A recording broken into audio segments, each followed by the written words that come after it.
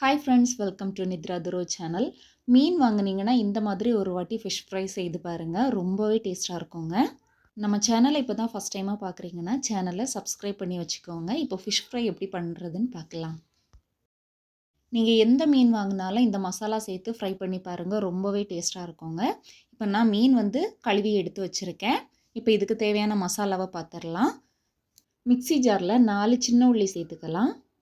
கூடவே 4 பல் பூண்டு, ஒரு சின்ன துண்டு இஞ்சி, அரை டீஸ்பூன் பெருஞ்சீரகம், அரை டீஸ்பூன் மிளகு, 1/2 டீஸ்பூன் மிளகாய்த்தூள். நீங்கள் உங்களுக்கு எந்த அளவுக்கு காரம் தேவையோ அந்த அளவுக்கு பார்த்து சேர்த்துக்கோங்க. அதோட 1 டீஸ்பூன் மல்லித்தூள், 1/4 டீஸ்பூன் மஞ்சள் தூள், இதோட 2 டீஸ்பூன் அளவுக்கு எலுமிச்சம்பழச்சாறு சேர்த்துக்கலாம். கூடவே 2 ஸ்பூன் அளவுக்கு தேங்காய் எண்ணெய் சேர்த்துக்கோங்க. தேங்காய் எண்ணெய் சேர்க்கும்போது ரொம்பவே வாசனையாக இருக்கும்.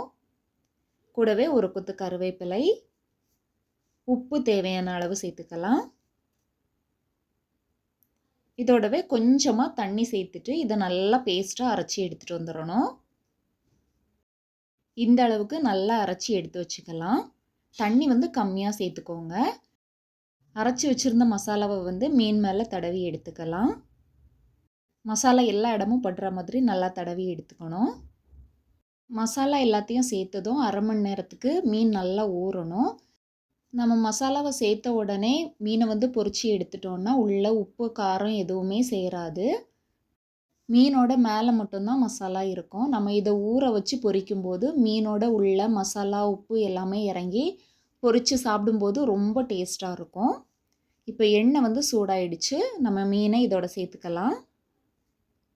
நான் எண்ணெய் கம்மியாக சேர்த்து தான் ஃப்ரை பண்ணுறேன். தேவைக்கு தக்கன எண்ணெய் சேர்த்துக்கலாம். இப்போது ஒரு சைடு வெந்ததும் அடுத்த சைடு மாற்றி போட்டு இந்த மாதிரி நல்லா ஃப்ரை பண்ணி எடுத்துக்கோங்க.